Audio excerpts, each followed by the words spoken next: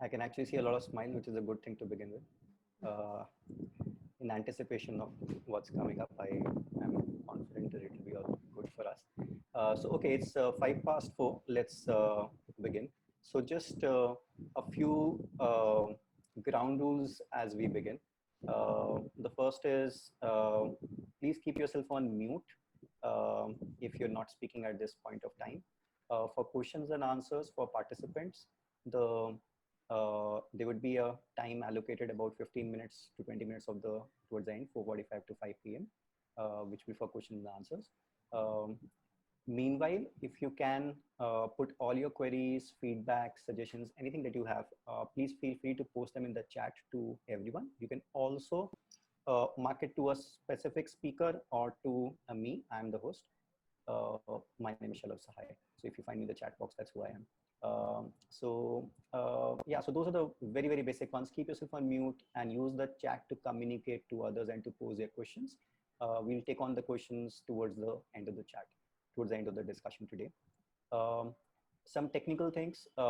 In case you find that your video is lacking, your connection is not good enough, the first thing to do is switch off your video. Participants' videos are not that important. We're always happy to see you, see some smiling and participative faces. But in case that's a problem, then please switch off your videos. The other thing is, please, if you unmute yourself for asking a question, please make sure that you are in an environment where there's as little background noise as possible. Find yourself a corner wherever in the home you are, and then ask and then chat up with us. So those are some of the basic rules. On iVolunteer, I'm assume that each of you understands iVolunteer already, which is why here you are. You would have registered on the platform. But just a quick update or a quick so iVolunteer is the largest and most trusted platform dedicated to promoting volunteering in India. We help NGOs define volunteering projects and handhold volunteer engagement with them. We work with NGOs on capacity building through volunteers and using volunteers. And this webinar is a part of the capacity building for nonprofits. Obviously, we find that these are very, very unprecedented and difficult times. Unprecedented because we've never faced challenges like these. Difficult because of several reasons. Of course, personal hygiene, medical reasons, but also because our communities, our work, our productivity, our offices, our teams suffer in their personal and professional capacity. Not necessarily suffer, but they do find it challenging. Some of them might be suffering, but definitely everybody finds it challenging. So in this new scenario, how do we adapt ourselves to the new work ethos? How do we make sure that we continue to remain productive as an organization, as individuals, as teams, is of utmost importance to us, because end of the day, we do want to make sure that as credible and responsible nonprofit organizations, we stand true to our mission, and in these trying times, we continue to be of support to the society. So the session today is very simple. The key takeaway for nonprofits is to redefine productivity to begin with, and to help set new processes that drive and measure productivity. I will obviously bank upon our experts today, whom I will introduce shortly, to talk more about what do they mean by productivity. But before that, a little bit of disclaimer: what is it that we do not expect to respond to, or what is it that we do not expect to cover today? So some of the very common questions that are coming up these days are related to the financial crunch that nonprofits are facing. That is not something that we will be able to cover today. If that is a popular or a key question that you have, then please feel free to write to us and we'll organize another webinar or another way of responding to that. There might be questions on very, very technical subjects like contractual obligations and labor law related queries. Again, today's webinar is not aiming to respond to these. Having said that, I will leave it to the experts on the panel today to come back to you or with their responses if you need them, or actually offer another way of responding to you. So that's where we are. Okay, so let's begin by introducing the speakers today. So we have two people with us, Aparna and Deepam. Aparna, can you wave a hi? Hi. Okay, so that's Aparna. Aparna is 18 years HR veteran, and one of the key things that she has been responsible for in these 18 years is helping a very large recruitment firm called MAHR transition into Randstad India after it got acquired by Randstad India. Randstad is one of the world's largest HR organizations, and Randstad India is one of the largest in India too. I'm not an HR expert, so I'll not go into in what forms of HR services. I'll leave that to Aparna. Uh, Aparna also worked for a very good time with iVolunteer, helping us in our human resources, and was also heading the Jobs a Good platform for iVolunteer. So, dear friend and very well known to us, I have tremendous respect for her HR expertise, and I bank upon her even today whenever there are any Thank things you, that we Shalabh. face. Sure. Uh, Thank you. so Aparna co-founded Yellow Spark along with Deepam, and that brings me to Deepam. Deepam is another close friend of mine, and again, an ex-iVolunteer person. Deepam has 15 years work experience, more on the marketing side of things. And I remember that she used to work with Loyal Intas before she joined iVolunteer. Uh, and at iVolunteer, she was again heading our communication and marketing team. Um, but then at some point of time, I think when Aparna and Deepam decided to start with Yellow Spark, Deepam worked upon how do you bring the communication and marketing things into the HR side of things, and therefore collaborated with Aparna to found Yellow Spark. And Yellow Spark is the consulting agency that the two of them co-founded, and it focuses on helping organizations create happy and nice and productive working places for all. That's the way I know Yellow Spark, and that's how I know Aparna and Deepam and the ethos behind it. But I will leave it to you guys if you want to add something a little bit more on it. Aparna, Deepam, you have anything on Yellow Spark, or we move on? Sure. Can provide some quick insights in Yellow Spark, but thank you very much. It was a very warm and wonderful introduction, Shalabh. Thank you very much again. So to talk a little about Yellow Spark, we are a management consulting firm with an expertise on the people side of business, and we in most of our projects, we worked as an extended think tank for organizations' leadership teams to resolve pressing HR challenges or to help them come up with new HR initiatives. And our philosophy has always been that it is the people who make any business or organization successful. And it's very important to focus on the people side as much as you focus on the other side of business. So that's a little about Yellow Spark and what we've done. We worked across sectors. We are sector agnostic. We worked from manufacturing to airlines to non-profits. We've worked across a whole variety of sectors. And I'm glad that we have this opportunity and this platform to share what our learning has been so far. That's a little about Yellow Spark. Thank you. Okay, great. Thanks, Aparna. So a very quick poll is coming all your way before we go next into it. I'm going to push the first poll. Okay, you will see in front of you a very simple poll with two specific questions related to working from home.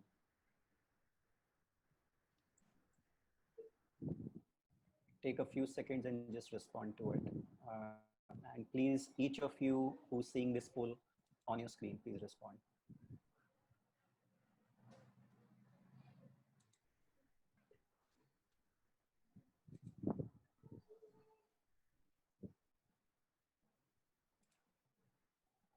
Okay, uh, so here's a quick overview that we have. The first question was, how many of you have an exclusive room that you're attending this webinar from? So split is 50-50, half of us have the room, half of us don't. Uh, and if you have a broadband that you're using, so 2/3 of us have a broadband that we're using, and 1/3 are dependent on mobile internet for our connectivity. So that gives a quick check on what people are using um, in order to connect with us today. And obviously, it is the same set of infrastructure that we have available for them to work from home, and gives a very good setting on today's work session. So let's launch straight into it. so question to both of you, and you may choose how do you want to respond to it, which one goes first, or one takes all. Sure. So tell us about what do you mean by productivity, employee productivity, and Okay. So I'm going to, talk about two individuals, and then I'll open the question to the audience before I really talk about what employee productivity is. So say there is an employee X who always delivers on time, does error-free work, does not take leaves, is disciplined about reporting to work. So that's employee X, yeah? And then there's employee Y who sometimes delays, but the quality is exceptional, um, collaborates very well with people, and is a go-to person as long as, if somebody's stuck, this person Y is a go-to person. So my question to the audience is, who is more productive? Is it X or is it Y? thanks, Aparna. I'm just going to launch this poll right now so that people can actually see this and respond to it.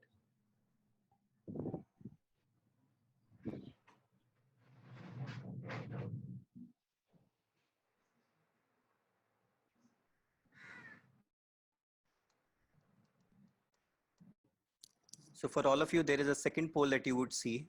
Please respond to this poll. Aparna just asked the question in person, but it also shows on your screen. Just give us a quick response.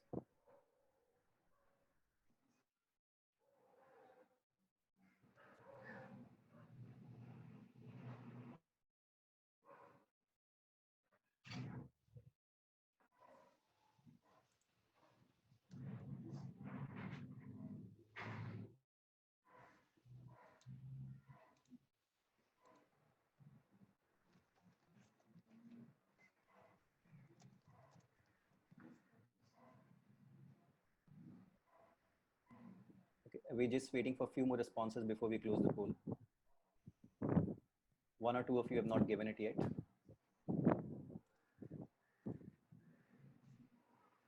Super, just one more person remaining, and then I close the poll in next 5 seconds. Amrita is actually asking on chat that is there a third option we can pick? And I really want to know why is Amrita saying that? Okay, cool. So we have the so Aparna, as you can see, there are again 2/3 of us who have chosen person X, and a third that have chosen person Y, apart from the one person who's asked that separate question on the chat. So there you go. Okay, all right. So yeah, I'm glad at least that the perception about productivity and performance is different. So different answers, definitely one indicates that people do feel that yes, there is a difference. But what is the difference? And let me give you the answer first. So actually, person X is a person who is a performer, and the person Y is a person who is a productive employee.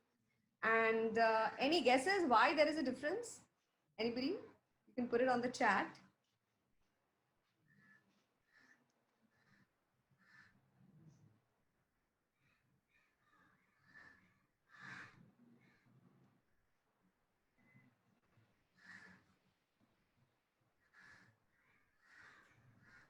Shalabh, your mic is mute, I think. Sorry. Yeah. So I was saying, if you want to voice your opinion, I can also unmute you. They're not many. We can take indirect views available. Okay. All right. Roseanne has said cause Y is innovative. Okay. Shalabh, you were saying something? You want to add? No, I was not. Okay, all right. So it is, the difference is basically that while person X is performing, the person Y is doing far more than what he needs to do. And that's where the difference is, that he's doing what needs to be done and more than what needs to be done as well. So that's the difference. That's the reason he's productive. While he's also a performer, he's also productive, but X is not productive. He's just performing, and it could be a one-time performance, and chances are maybe the next time around you may not get the output, or you just get a very sort of a transactional sort of a output and you leave it there. So productivity basically is doing what needs to be done and doing it one time. And performance is what needs to be done and doing it one time. And productivity is basically doing far more than what can be done. And high productivity is basically something which is obviously going to need not a one-time act, but a lot of continuity. So high productivity in that sense is a continuous process. And going beyond expectations is what will really give you productivity. So yes. So just to add to that, Shalabh, actually, so performance can be good or bad.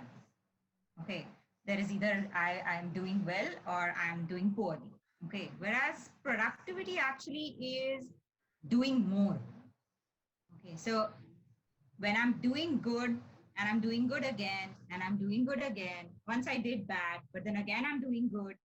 When I do that over a period of time, that makes me productive. Okay, so when you're talking about performance, it is about the output. But when you're talking about productivity, it is about the input. So how do I focus on being able to do more? When I'm going to be able to do more, I will become productive. So that's a very, very drastically different concept, and people use it interchangeably. Oh, this person is productive. Oh, this person performed well, and they're the same. But that's not true. Okay, so I think you've for most of us this must be a very very fresh perspective to look at or differentiate between productivity and performance. So I'm going to kind of poke a little bit more on this. So from what I gathered in a very basic way is that as you consistently perform better and better and better, you become productive. That's the takeaway for me. Can you give one or two examples from, both of you work in nonprofits and closely with nonprofits. You've supported and consulted with nonprofits in helping their workplaces better. Can you give us, one or two common examples that people can relate to? In terms of productivity and performance. Yeah. So just before the discussion started, actually, we were discussing about fundraising, right? So say if there is an event that is happening, and as a fundraiser, I'm able to raise funds for a event, and that meets the expectation. If I had to raise, say, 10 lakhs, I raised 10 lakhs. So, okay, I did well, I performed. Okay. But am I as an individual able to, as a fundraiser, raise the bar each time I'm raising funds on different projects? When I'm able to do that, that's when I become productive. The performance can be one time. Productivity is, am I able to do that or do more than that each time? Yeah, under more or less similar circumstances. That would make me a productive individual. Otherwise, hero to koi bhi ho sakta hai. We're not talking about heroes here. We're talking about productive people. Yeah. So if I were to take it in context of the current crisis and a lot of what is happening around us, we've always found that some people in our organization quickly jumped to the reacted to the situation, or not just reacted, actually kind of jumped to the occasion or to the opportunity, and started suddenly performing really very well in terms of how they were able to engage with and support the community that they live and work for. So those are performance. But you're talking is that, is that person somebody who has previously also consistently shown such behavior, and is the person going to continue or expected to continue and show the similar behavior? That person is more productive. Whereas if there was somebody who was actually sitting silently, doing some little work here and there previously, and that's how you know this person, but suddenly became a star overnight during the current campaign, that's a star campaigner, or became peaked in performance during the last month or so, but is not a productive person overall. Yes. Okay, cool. Okay, so let's so how do you think that of course we are working from a lot of distance. We are not working in offices anymore. We're working from home, or how are we working? So there is the distance factor which is there. But apart from the distance factor, what else is making it difficult for people to achieve productivity that is expected out of them? I'll take that, Aparna. So, if I have to draw a parallel to the current situation, it's like resigning from one job and joining a new job, where the environment has changed, the circumstances have changed, the rules have changed. and just the way when you start a new job, you give the person some settling time, right? People are on probation, you allow them to settle, you allow them to adjust, you allow them to make relationships, you allow them to understand work. So COVID has thrown this massive spinner at us, we're working in times where we don't know how to work like this. We don't know. We are all adapting every day, right?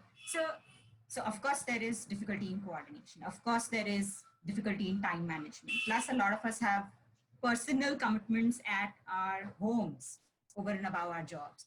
So yes, all this is making it extremely complicated. But having said that, it doesn't mean that you can't achieve productivity. But yes, what we're trying to say is there needs to be some settling time. Yeah. Indian homes are not designed to have offices at home. Okay, I mean, you can see my background, right? I'm sitting out of my bedroom and working right now. I don't have an office at home. It takes some time to settle into how do I sit at home and work, right? So yes, there are so many constraints. But yes, if there is settling time, there is scope to get productive. Thanks for highlighting that, and that's something I get into a lot of global calls these days. And I used to do that earlier also, but now I'm doing it all from home. And it is sometimes difficult to make people understand that, machine, bandwidth, and space in home, all three can be constraints for us. Something which is not very, and sometimes I feel, in fact, when I'm talking to somebody who's in Europe or in the US, it feels a little odd. They seem to be working with bookshelves behind them. I'm sitting on a dining table chair right now.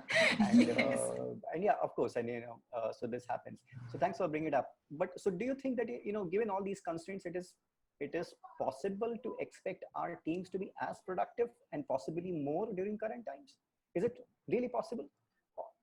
It's possible to be productive in these times, given certain factors.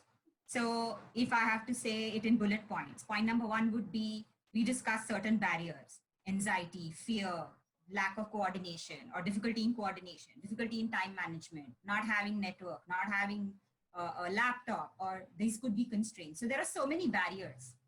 First step would be to overcome these barriers, right?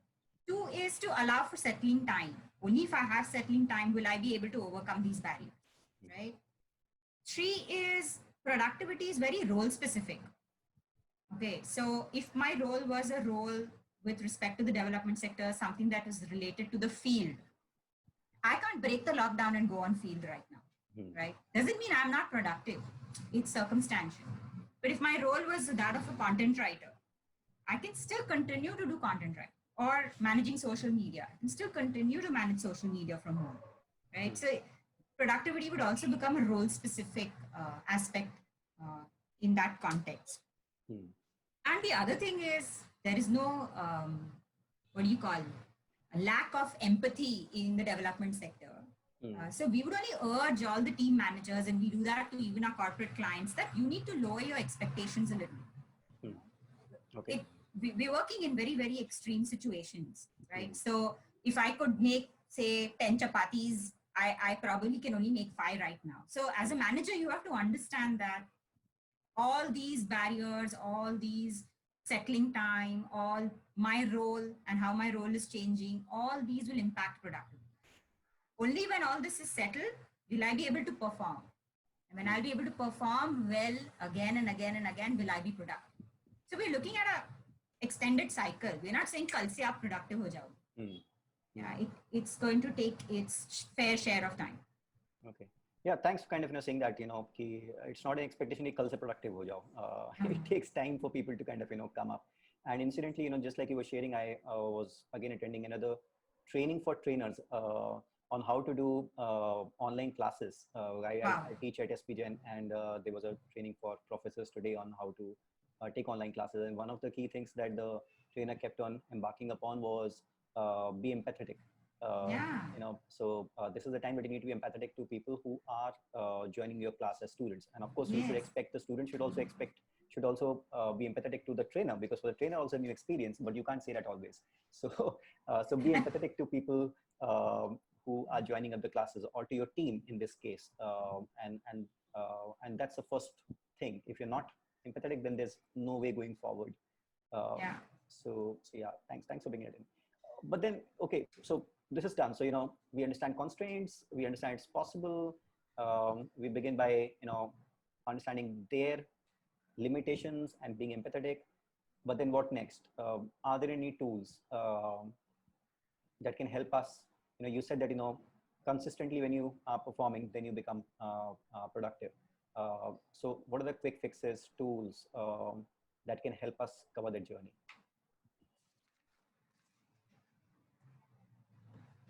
So yeah, on the tools, and Aparna, please feel free to jump in at any time. So typically when you talk about a tool and when it comes to productivity, what happens is that people straight away say tech tool or app. Yeah, I'm using Google Drives. I'm using Google Docs. I'm on Zoom and I'm using Microsoft Team. But those are just tech solutions. Okay. When you talk about productivity tools, there are others. So for example, planning is a productivity tool.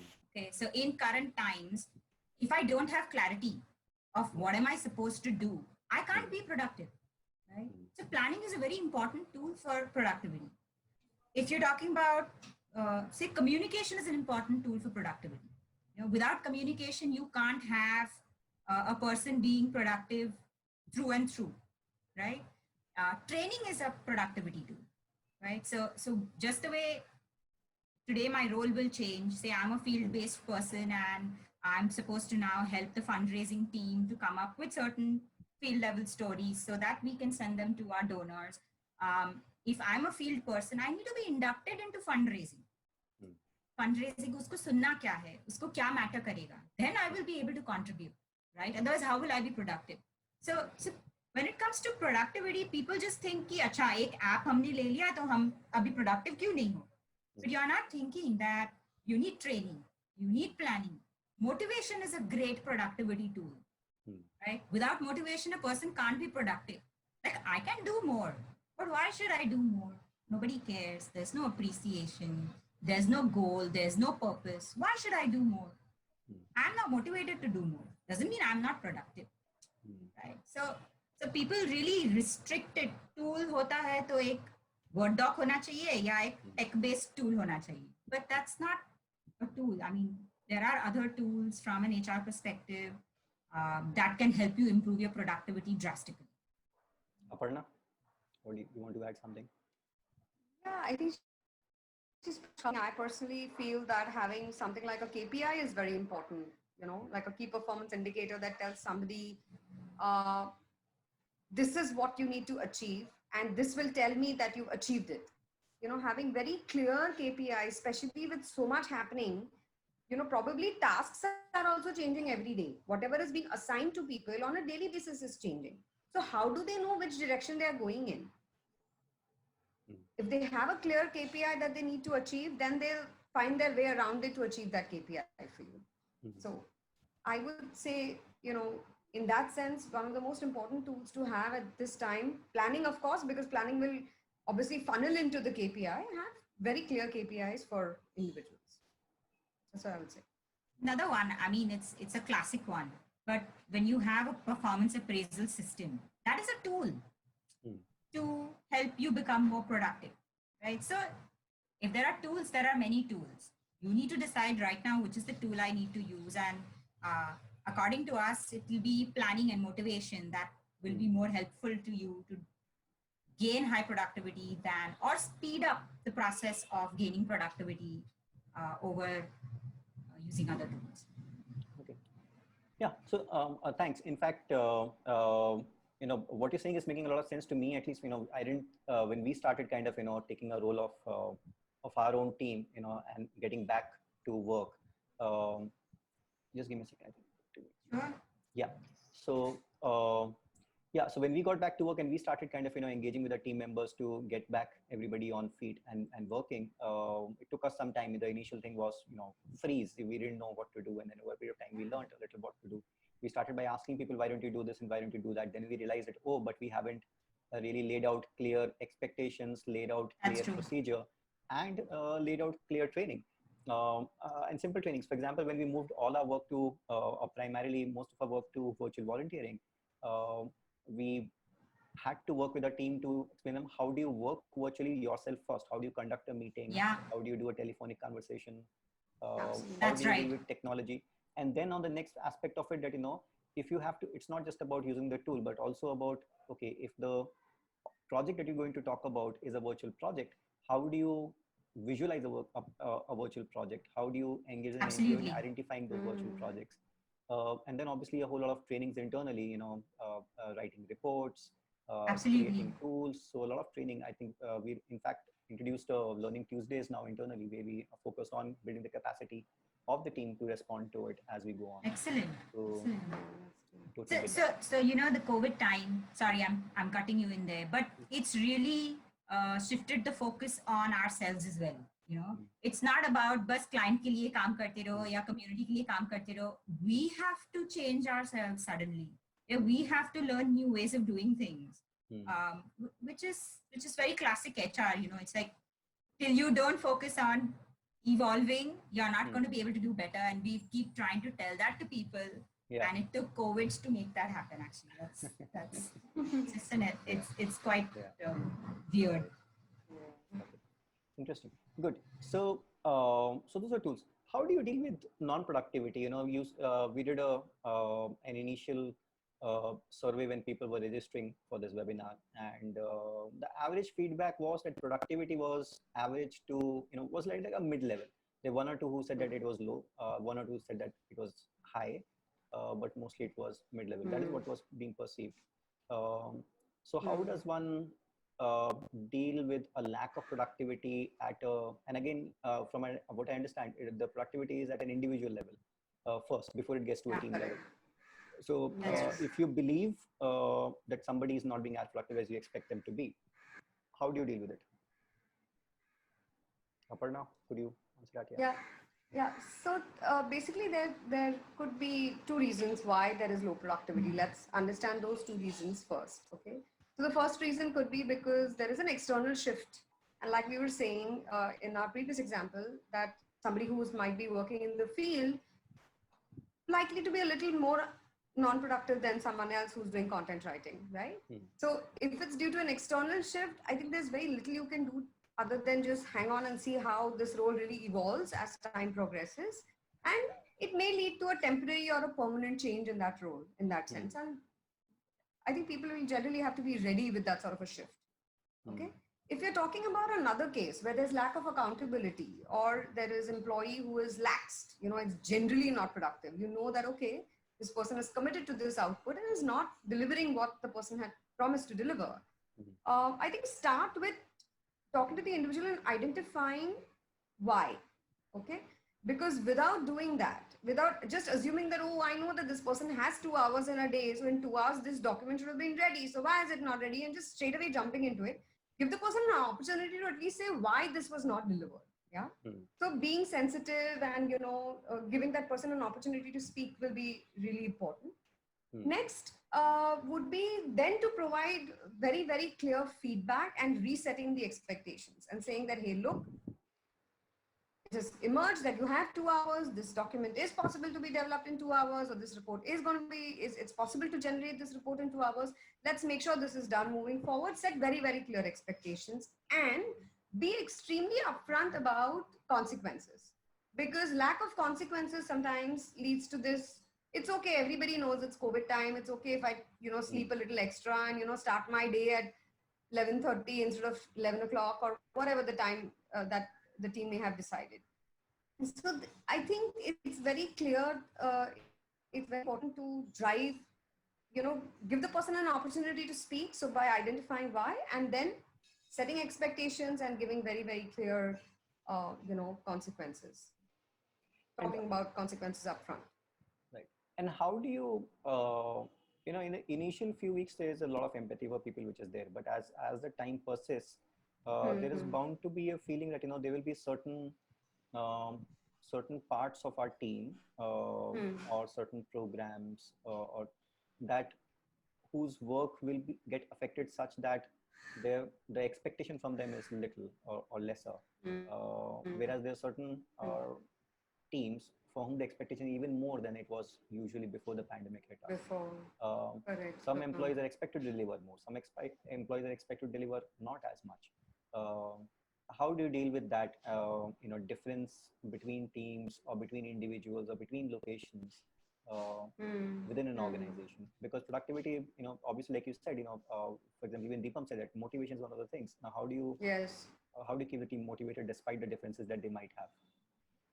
I think acknowledging the current scenario is going to be very, very important. So, from a leadership perspective, the leader will have to step up, have a very open conversation with the entire team, maybe get everybody on a call or on a platform. If that's not possible, do a one-on-one and say, hey, look, we know this is the situation. We know it's not possible for you to do what you were doing before the situation, sort of started. So everyone will have to sort of fill in for each other, right? That's what teamwork is all about. We all conceptually talk about teamwork and, we expect, but when it comes to really delivering on teamwork and saying, don't worry, you have an internet issue or your child is unwell today or, you need to attend to things at home, I will fill in for you, right? That's what teamwork is about. And I think that sort of a message will have to be delivered by the leadership to the team and clarify. And I'm sure that the change is not going to be permanent, right? Somewhere there is going to be, as they call it, the new normal. So understand the new and wait for it to normalize. And I'm sure everybody will have their own sort of role to play in that new normal that we will be a part of. That's what I would say. Okay. Yeah. Great. Okay, so at this point of time, we are about 20 minutes away while the discussion will continue. I would request anybody who has any questions to please put those questions in the chat on the side. If you do not know or if you're not unfamiliar with Zoom, on Zoom in the bottom bar, you will see a button called chat. You click on it, usually a chat will open up on the right side. Within that chat box, just type in a question. If you send it, it will normally just go to everyone. If you want to direct it to a specific speaker or to me, you choose that particular person and you send it to that particular person. So please keep your questions flowing as we continue the discussion. I will try and pose your questions over here to the speakers. So Aparna and Deepam, back to us. Non-profits aren't the only ones facing this scene or challenge. That's true. And your work as consultants within Yellow Spark has as much to do with for-profit enterprises as with non-profit enterprises. Each of you have also worked in both of these spaces and now advise both of these spaces. So how do you see what's the difference in the current scenario, in the current environment? What is the difference or different ways in which for-profits and non-profits are responding or have the capacity to respond to the productivity challenges? Any live examples that you have dealt with in the last 2-3 months would be great to listen to as well. So you're right that in a lot of ways, a corporate is different from not-for-profit. And so on the corporate front, while they have been able to overcome the initial shock and, the speed at which they have been able to come up with what next, the speed at which they have been able to plan for now what has been commendable. Whereas with the development sector, given the fact that we are very cause focused, we're very community focused, we're very, lot of our work, a lot of NGOs are directly working with beneficiaries. So yes, there's been like a break and the development sector is taking a little longer than the corporate sector to kind of find their way. So yes, that's like a big difference. Having said that, I personally feel that the development sector is more ready for the new normal than the corporate sector. Having worked in the development sector, I feel that people are more empathetic. People were already working in hybrid roles. My role was never only do this or only do that. We always overstepped our roles. We pitched in for each other. We contributed to each other's work. We stayed back. There was a huge sense of purpose. There was a huge sense of continuity. There was a huge sense of feeling grateful for the contribution that you do, um, which the corporate sector is finding difficult to do right now. You know, so I think that yes, the NGO sector is inching forward slowly, but when they do find their footing, and that completely rests on planning and how they redirect the organization, they will be in a better position to start functioning much faster, smoother than the corporate sector. Because the corporate sector will need to do things from scratch. They'll need to become human from scratch.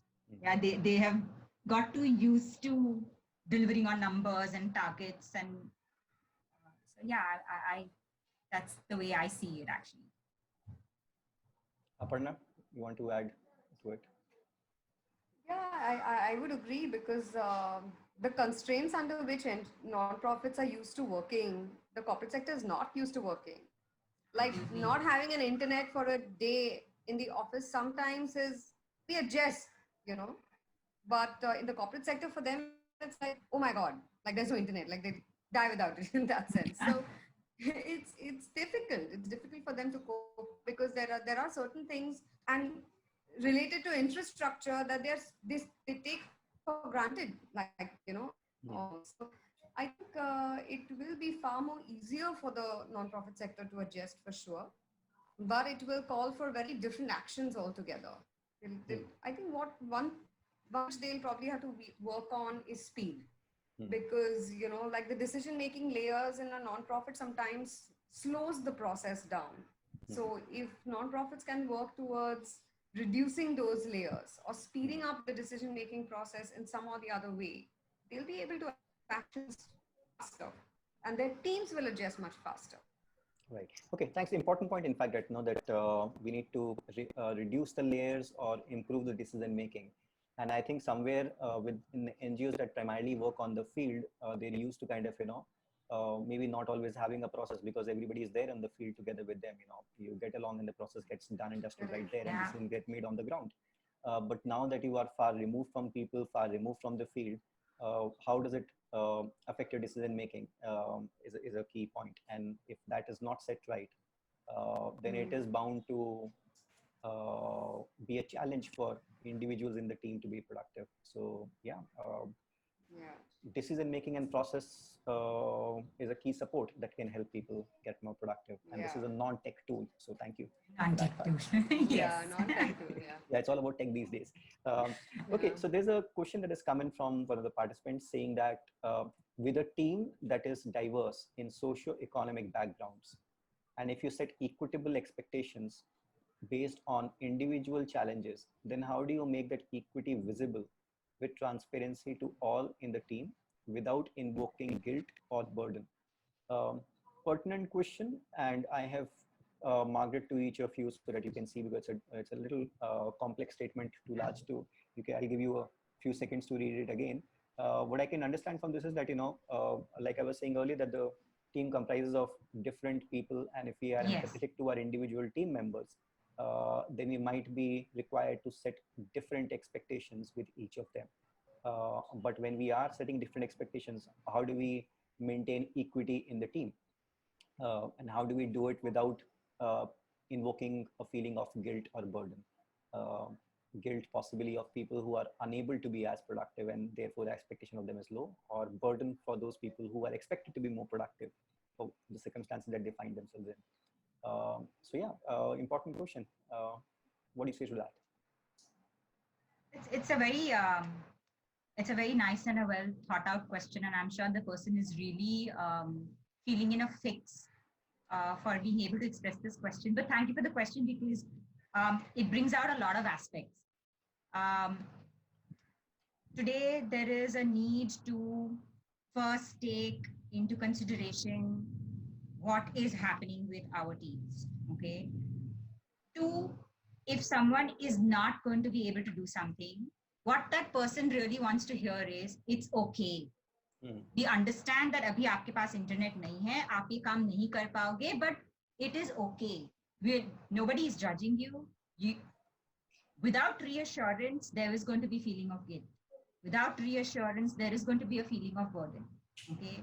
And if in a team, as a person, you can visibly see that there is this, some people feel that I'm doing more, the other person is not doing anything. And there's clear lack of teamwork. There's clear lack of team spirit, you know, and that really, really needs to be addressed, and more in today's times than ever before.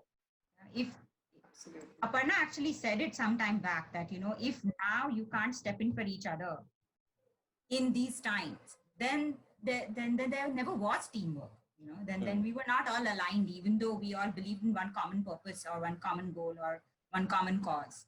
Yeah.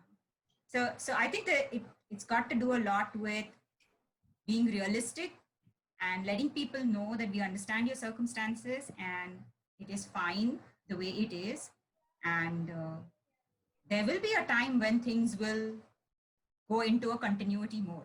At that time, everybody will then pitch in and come back to contributing. So, yeah, I mean, I would really tell this person to look at the team spirit in their organization, and how they can maybe use this time to focus on that, rebuild it, or provide assurance. Or, again, thinking from the seat right now, create buddy programs where a person is not able to right now offer a very productive output. Can that person buddy up with someone? Can they do things which don't require certain things, right? Can they do something which does not require internet? You know, can they do something from their phone instead of a laptop? It really challenges you creatively that how do I assign work to people? But okay, you might have to go up to the individual level to kind of gauge as to how do I reassign this person to some work. Okay, great, thanks. In fact, that reminds me that one or two things that we have also done. It's also a time to reassess the individual capabilities. So when work is as usual, we've assigned certain roles and put certain expectations of certain individuals. But this is a different time. And within our own organization, we looked at, okay, for example, who connects with NGOs well, who speaks on phone better than others, who has good connects in the market to be able to mobilize certain amount of supplies. We don't do fundraising, so who is somebody who connects with people and can do fundraising? We're organizing webinars, so who is technically sound enough to help us organize webinars? That's right. And so reassessing individual skills and sharing workload based upon not just individual situations that people find themselves in, but also based upon the skills and how they can be applied during current times. So I think a kind of a redistribution of work is something that could also be done at this point of time. It's like we are saying that the lockdown is going to end and things are going to be to normal. There's never going to be a normal again. I will say it again, there is never going to be a normal again. We have to think ahead. We have to now we don't have to plan for the next 2 months, 3 months. We have to plan for the next whole year, and how is it going to be? So if it means relooking at roles, relooking at goals, relooking at planning, reassigning roles to people, you will have to go through this whole cycle. It's not ending anytime soon. Yeah, thanks. And that's something that I keep on hearing again and again. So I'm sure, from different people. So I'm sure it looks like that is what is going to come through. So here's the next one. A pretty large question once again. So I have shared on a screenshot to both Aparna and Deepam, both to you. I'll read it out for the benefit of everyone. So here it goes. So while I check in with the team, one of the biggest challenges that I hear about is the blending of the work and personal life. So hours are getting longer and increased distractions during work times. Example, housework, tending to children, etc. While empathetic to the needs of the household, how does one work with complaints around how painful it is to have no division between work and home and should be minimized when in reality work is different in nature? That is now virtual and not increasing. So here's a whole new challenge of the work-life balance. Earlier, it was only about that the work invades life when we come back home or in the evening. But now we're saying, oh, life is also invading the work time and work is invading life. It's all kind of tangling with each other, entangling with each other. So It unnerves people, creates anxiety within individuals and families and teams, of course. What do you say to that? Yeah.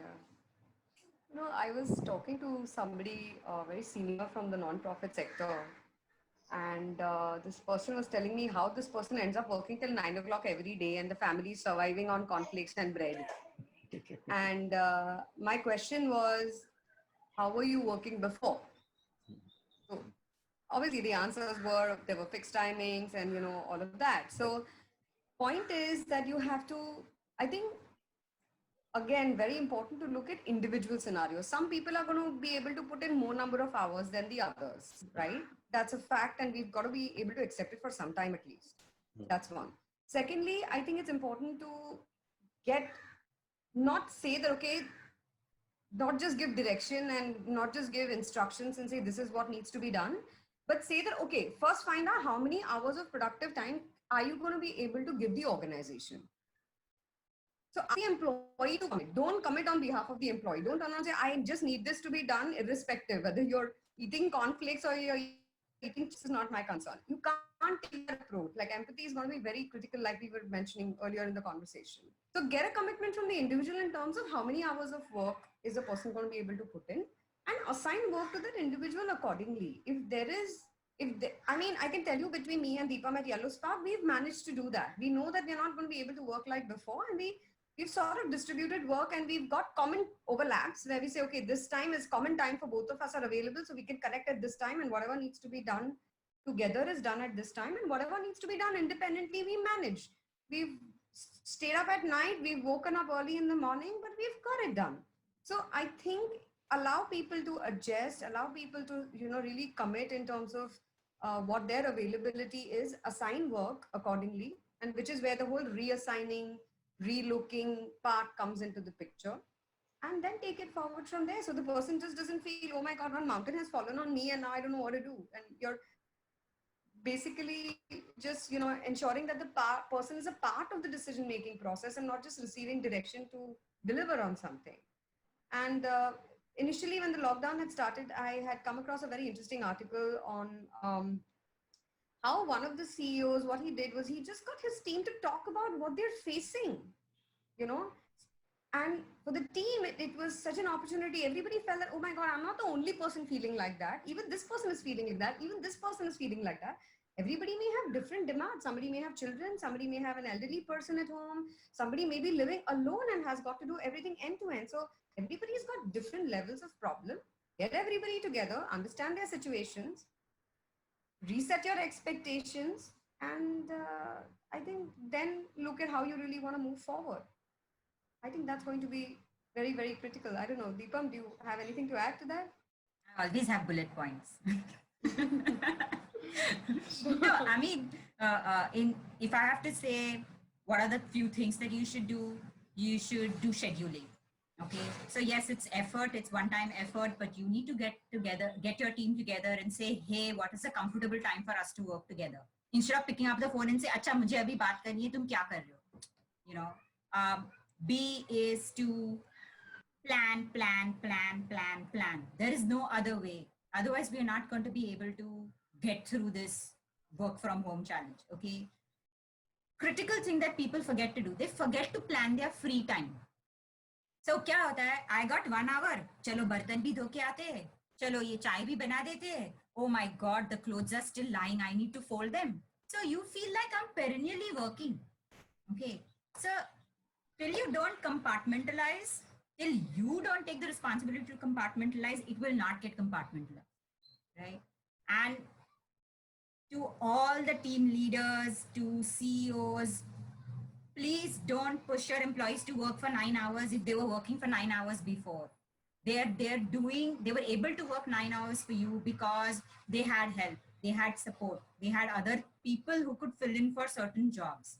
So if they're asking for 2 hours less, you must be flexible enough to give them those 2 hours less, right? That's the only way that people will stay sane. You have to draw boundaries and you have to set your boundaries, and you have to find there are so many things. You have to find a proper desk. You have to make sure it's well lit. The list is very long. But yeah, 2 things would be scheduling, planning, and compartmentalizing, and taking responsibility to compartmentalize.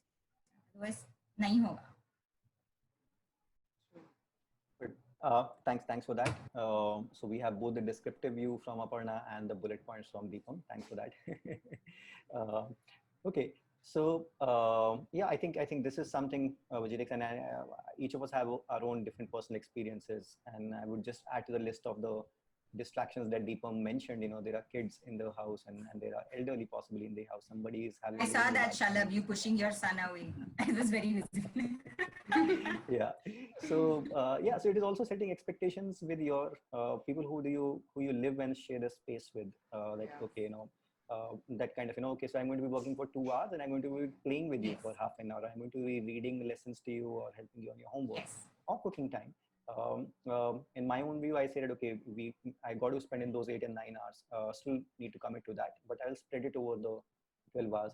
I do save on Yes. commuting, but also it's important to understand that if I'm around, and if the kids are around, they are not going to give me 4 hours, 5 hours continuous, unless I tell them on That's a true. specific day कि अरे आज webinar है. So Yes. yeah, okay, good. So we've come to the end of our time.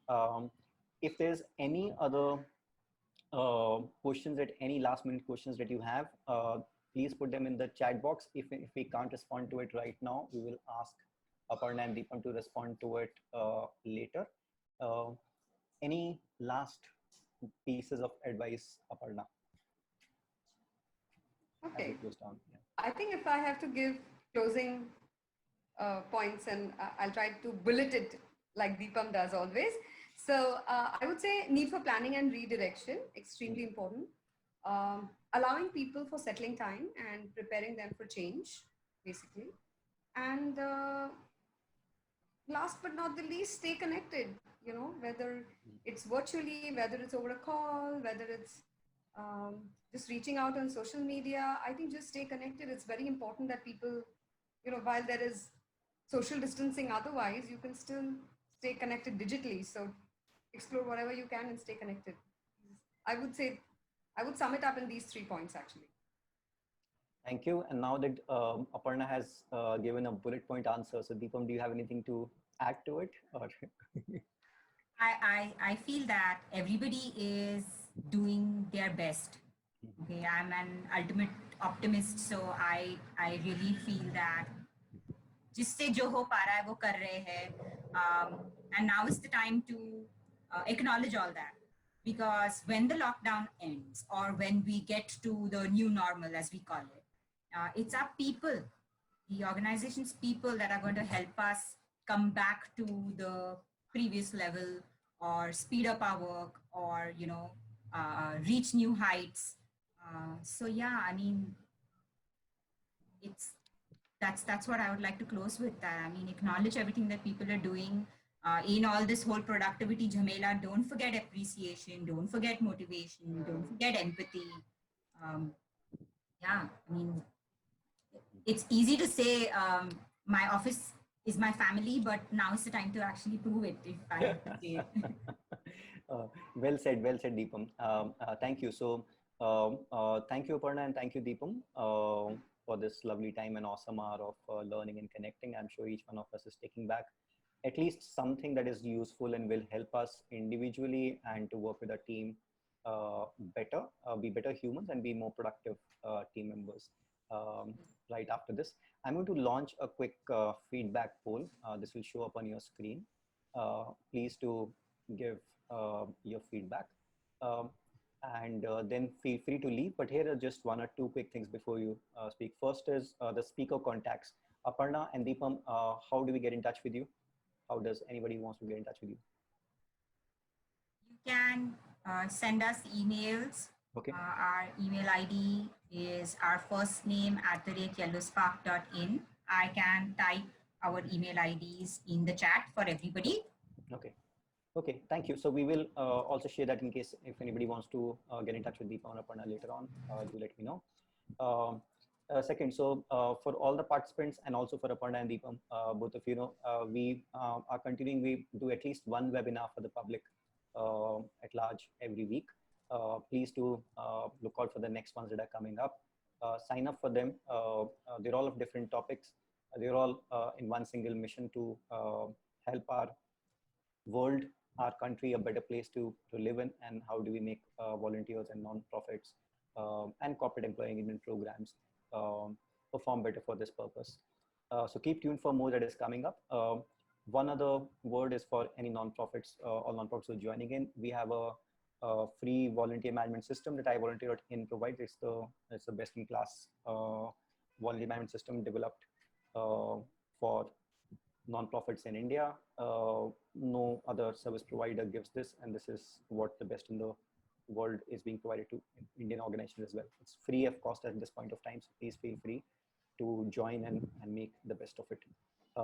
So if you've given your feedback, great, please feel free to log out. If you've not, please give your feedback before you log out. Thanks for joining us again. Aparna, thank you. And Deepam, thank you. And all thank you, Shalabh. It was quite nice. Thank you. Thank you. Thank you, Shalabh. It was a pleasure. Thank you. Bye. Have a good day.